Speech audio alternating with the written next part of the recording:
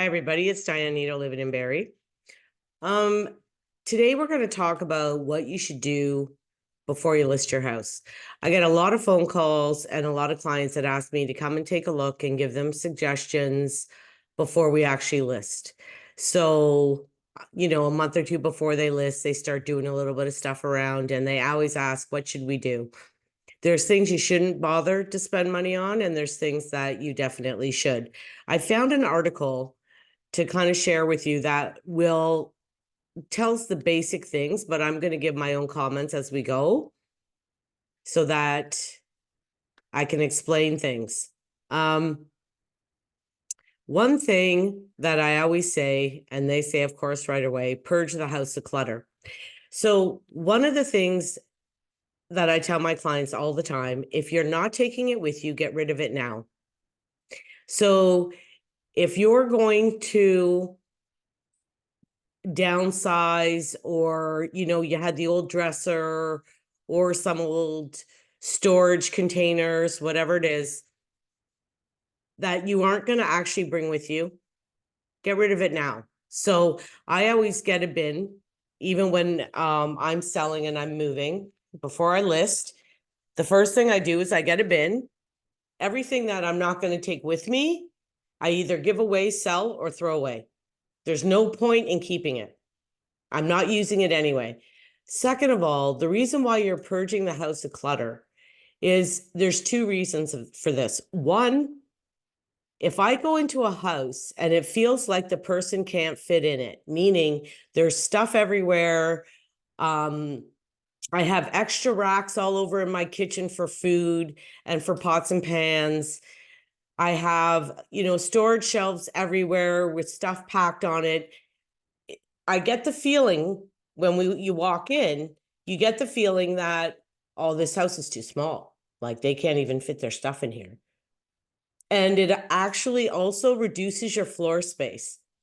So another big trick I tell people is you want to make the house look as big as possible. So the more empty floor space you have, the better it is, because it makes it feel open and airy and gives an illusion of, I don't know what you want to call it. It's not really size, but it gives the illusion anyway that it's comfortable. You can move around everything's really good. The other thing when you're purging is you have to kind of be honest with yourself. And if there are things that you want to take, you want to keep, but it's making everything look too cluttered, get some storage containers, put them in the garage. Some stacked up storage containers in the garage, all nice and tidy, is not a big deal. People expect things to be in your garage. Your garage needs to look roomy, but I mean, I've seen people put all of their furniture in there because they had so much furniture. People don't care if there's stuff in the garage. Like, that's not a deal breaker. So that's one big thing, is decluttering. And even if it's stuff you want to keep, put it somewhere else. The next thing, deep clean forgotten areas. This is another big thing, and it sounds funny, but ceiling fans, they have that, ceiling fans, windows, doors. I've been into houses where you open the window and there's like black mold along the edge from the condensation over the winter. And right away people think, oh, there's a problem here. There's mold here. There's black here. Like those little areas that we don't really worry about on a day-to-day basis. People are going to be looking at those areas when they're looking at the house. They're going to be opening all the curtains.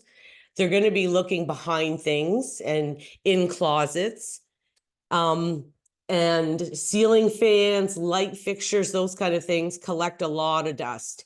So when you go in and you see, dirt and all of those in those areas, it kind of turns you off right away. And the other thing is, if you have to hire a cleaner to do those things, if you can't do it, or you're unable, just hire somebody for a day to come in and deep clean things. grout can be almost make it look like you got to redo the whole bathroom because it's so yucky, but then you get somebody to deep clean it and it looks fine. So that's their number 2. The other thing is tackle neglected maintenance. So like, it all depends. If the roof is gone, yeah, you're going to get beat up. If the driveway needs repair, a lot of times I'll say just get it sealed. So you want to make it look like everything is being at least upkept. Now, if you're going to sell with those things bad, you're gonna get beat up on the price a little bit. But you can lower your price a touch and say, okay, we're listing it at this price because we know it needs a roof. And some small repairs are often worth it. If it's a big repair and it's a lot of money and you don't have it, like redoing the flooring in the whole house, or painting is rather inexpensive. Well, it can be really expensive depending on how big your house is, but even just painting, trim up, most people can do that themselves, even if you're older, right? Cleaning all the doors, painting, touching up things. Those are big things, because when people walk through, and let me tell you, as an agent walking through with a buyer, I notice everything. I notice that the trim is crappy. I notice, because this is what I do for a living, so I notice all those little things. And do you point it out to your buyer? We do. We point it out. So that's number 3 they have. Gather and repair renovation records. So anything that you have done, if you've done a roof, if you've done a furnace, if you've done anything, what they're saying, kind of put everything in a pile. And then a lot of those things have a 10-year manufacturer warranty, like a furnace does. The roof, the shingles do. They have a longer than 10 years. So there's warranties on a lot of these items. So as you're cleaning and decluttering, whatever you find, just keep in a pile all together. I've seen them in those giant freezer bags, and people just shove everything in there. So they suggest to do that. Hire a stellar real estate agent. Well, we're not even going to talk about that. Interview at least 3. Now, they say consider a pre-sale inspection. I'm not a huge fan of this, and I'll tell you why. I have never, in all these years and all these deals, taken the seller's pre-inspection, ever. I want my own inspector in there that's looking after my client to look at everything. I don't care what their inspection says. Their pre-sale inspection could help you as far as finding stuff that you didn't know about. And I get that. But what I tell my clients, if they can do it, go up in the attic, look around. Is there mold on the roof? Do you see any condensation, black stuff, anything like that? Look at, and in the foundation around your basement, is there moisture anywhere? Has there been issues with that? Everybody that goes and looks at a house, the latent defect is something you can already see. So I can come in and look at your house and I know the windows are bad. I know the roof is on its way out. I can see those things. The basic things that inspectors are looking for is things we can't see, which is in the attic, around the foundation. And they always find double taps and different little things in the electrical panel. Always. There's always little wee things like that they find. Sometimes, like, I get my furnace service beforehand. Like, there's different things you can do to at least just ensure, okay, everything's good, everything looks clean, because the inspector's going to take the front off the furnace. And if it's full of yucky junk in there and it's all full of dust and stuff, they're going to ask you to either do it before they close, or they're going to say, oh, the furnace is on its way out. So you got to make it look like everything's cleaned, everything's been maintained well, even if you didn't. But make it look at the time that you're selling that it is. You could do a pre-sale inspection if you think that there's a lot of issues, but it's $400 or $500. And I don't necessarily recommend that, as long as you kind of know what's wrong with it. You don't have to do this either. Now, do selective light remodeling. This is a big thing that I am in favor of. Slight remodeling. To redo a whole house, if you have the money, most times you just get kind of what you put in. You're not going to get a whole lot more. It's going to be more saleable and it's going to be better. But if you have a carpet that's got stains all over it, smells like your cat, anything like that, it could be a deal breaker where they just don't even buy the house, right? So there's certain things that you want to do just to get it sold and not have people get turned off and walk away, right? So trim, painting, cleaning everything, touching up your doors, your cupboards, anything like that. All those little things, you walk through the house and all the little defects that you see, if it's a little wee thing, you can get, for your hardwood floors, you can get those pens now to fill in scratches, right? There's so many little tricks and tips you can do that when somebody walks in, they're not going to all of a sudden, oh, wow, there's a big scratch over there. Or this is, the trim, everything looking clean, those kind of things anybody can do. The other thing I suggest is updating doorknobs and lighting. Because lighting is a huge factor in a home.